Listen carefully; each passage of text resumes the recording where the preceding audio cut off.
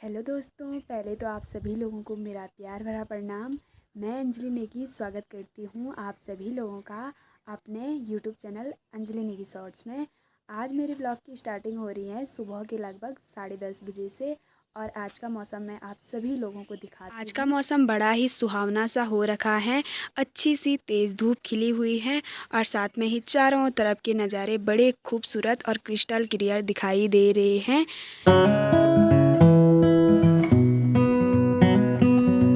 कुछ टाइम बाद हमारे एक्सटर्नल के एग्ज़ाम भी शुरू हो जाएंगे कॉलेज में, तो उसके लिए सबसे ज़रूरी होते हैं अपने तैयार किए गए नोट्स। तो मैं भी यहाँ पे बिल्कुल लगी हूँ अपने नोट्स बनाने पे।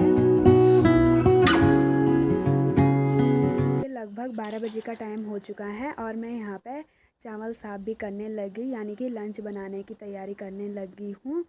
और जैसे मैं यहाँ पर चावल साफ़ कर रही थी तो मुझे यहीं डेंजर सा कीड़ा, और ये ना बहुत ही लंबा है भाई, ये देखिए, और शायद इसका एक पैर टूट रखा है इस साइड का, तो इसीलिए चल नहीं पा रहा है। और दीदी बोल रही थी कि ये सुबह से यहीं पर हैं, पर अच्छी सी तेज़ धूप तो लगी हुई है, लेकिन इसके साथ साथ ना चारों तरफ से ठंडी ठंडी हवाएं भी चल रही हैं। जो जंगल का एरिया दिखाई दे रहा है, इस जंगल के पीछे भी एक गांव है और वो गांव हमारी ही ग्राम सभा में आता है। यहाँ से तो नहीं दिखाई दे रहा है, वहाँ का नाम है बांजगुड्डू।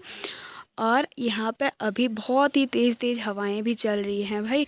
धूप का तो बिल्कुल एहसास नहीं हो रहा है, सिर्फ ठंडा लग रहा है धूप में भी बैठ कर के। घर के नीचे पर एक गौशाला है लोगों की, और यहाँ पर एक छोटा सा भैंस का बच्चा है, तो ये बहुत तेज़ तेज़ आवाज़ें लगाता रहता है दिन भर।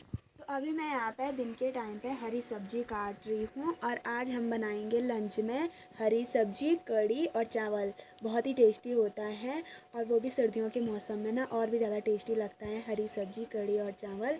तो अभी हरी सब्जी काट लेते हैं और इसमें मूली के पत्ते साथ में राई के पत्ते मिक्स हो रखे हैं। कुछ टाइम बाद पहाड़ों में पालक भी होता है, अभी तो पालक बिल्कुल छोटा है, तो उस पालक से ढेपली भी बनाते हैं। तो एक दिन आप लोगों के साथ ढेपली की रेसिपी भी ज़रूर से शेयर करेंगे। दीदी यहाँ पे आराम से धूप में बैठी हुई हैं और ला गई है ये पहाड़ी नमक की डिब्बी बाहर, साथ में ही माल्टा भी लेके आ गई हैं। और अब हम यहाँ पे टेस्टी से रसीले माल्टे का आनंद लेंगे धूप में। ये माल्टे कहाँ से लेके आए? हमारे पास तो माल्टे का पेड़ है ही नहीं। पापा लाए, पता नहीं कहाँ से लाए भाई। अच्छा, तो आप भी आ जाइए दोस्तों माल्टे खाने के लिए। रसीले रसीले। हाँ, अपने पे पापा भी लगे हुए हैं अपने काम करने पे। क्या कर रहे हो? हाँ, वहाँ ऊपर जंगल से पापा एक दो पत्थर लेके आए। तो अभी दिन के टाइम पे जंगल से महिलाएं भी आने लग गई हैं घास लेके, और ये लगभग 1 बजे के करीब आते हैं जंगल से, वो भी इतनी बड़ी बड़ी घास की भारी लेके।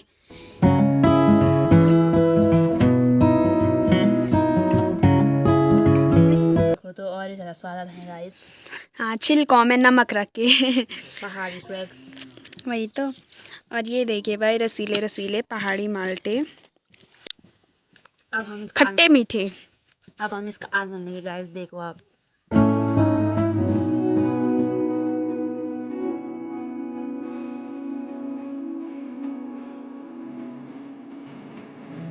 दीदी अखरोट कहाँ से आए? गधे से लाए पापा। हाँ, पापा लेके आए गधेरे से। तो अब अखरोट भी खाते हैं। इस साल हमने बहुत से अखरोट खाए गाइस। हाँ, 3-4 महीने लगा। इस साल ना सच में हमने बहुत ज़्यादा अखरोट खाए। तो ये जो पत्थर है इसको क्या बोलते हैं? लोड़ा रोड़ू बोलते हैं इसको। अब इससे फोड़ते हैं। ये ना एक रील के जैसे कर रही है। एक रील में छोटा बच्चा बोल रहा था ना, ये तो काठी है, और वैसे ये भी काठी ही है, लेकिन ये देखिए इसके अंदर से इतना बड़ा जिलका आ गया है। बहुत टेस्टी। शाम के लगभग 4 बजे का टाइम हो चुका है और मेरी तैयार भी हो गई है गोबर ले जाने की खेतों में। आजकल शाम के टाइम का काम यही होता है पहाड़ों में, एक एक कंडी गोबर की ले जाओ, और जिनका मंडवे का न्यार अभी बचा हुआ है तो वो मंडवे का न्यार भी लाते हैं। और सामने देखे धूप भी ऊपर ऊपर पहाड़ियों पे चली गई है।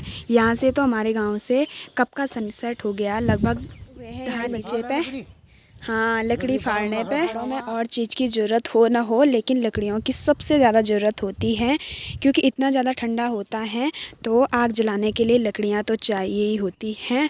और पापा ने इतनी सारी लकड़ियाँ यहाँ पे फाड़ दी हैं, ये देखिए। हमारे गांव से जैसे ही धूप जाती है तो वैसे ही इतनी ठंडी ठंडी हवाएं चलने शुरू हो जाती है ना।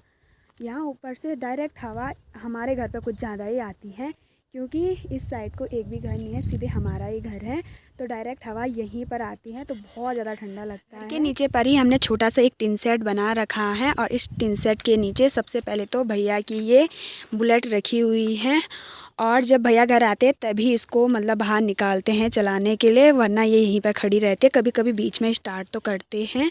और यहाँ पे हमारी कंडी भी रखी हुई है, तो अब कंडी लेकर चलते हैं गोबर डालने के लिए।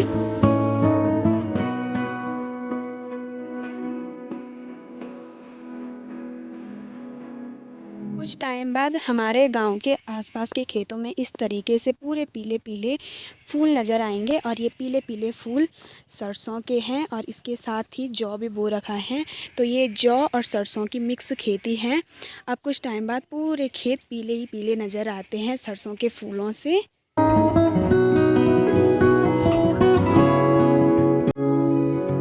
हमारे घर के नीचे पे ना पता नहीं ये लकड़ी की भारी किसने रखी हुई है।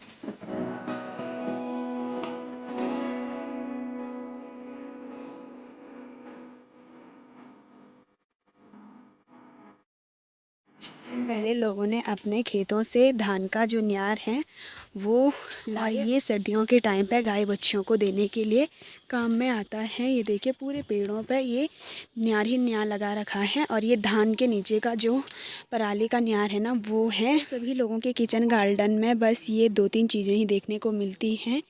एक तो ये लहसुन, दूसरा ये सामने पे आलू, और इधर साइड शायद लहसुन बो रखी है फिर से।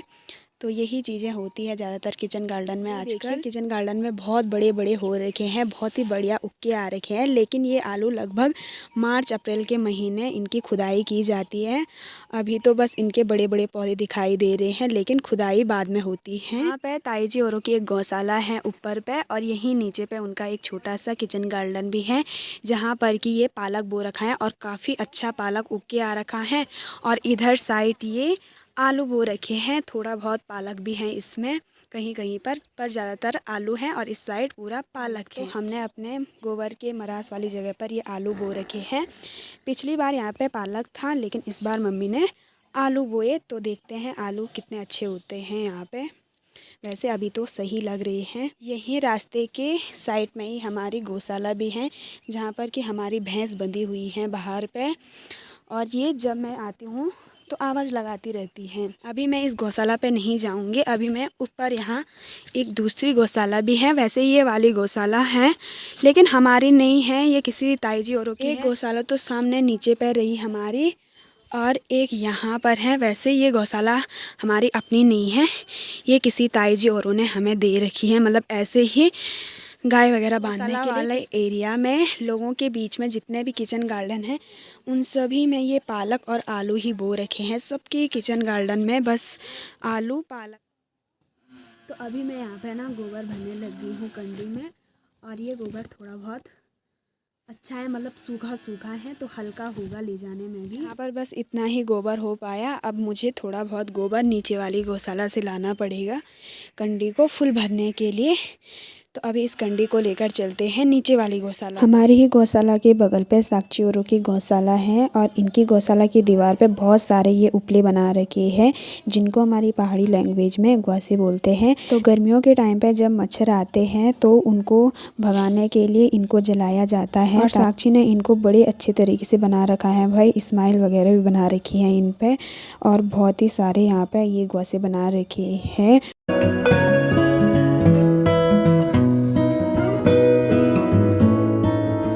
हमारे पहाड़ों के कामकाजी लड़के इतने सारी ईंट एक साथ ला रहे हैं कंडे में, तो बहुत ही अच्छी बात।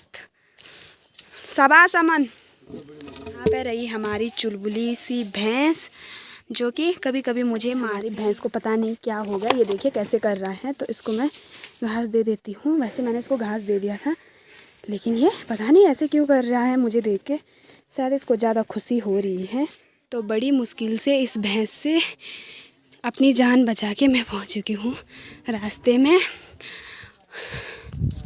और पता नहीं ये ऐसे क्यों कर रहा था, शायद मुझे बहुत टाइम बाद देख रहे हैं इसीलिए ऐसे कर रहा था।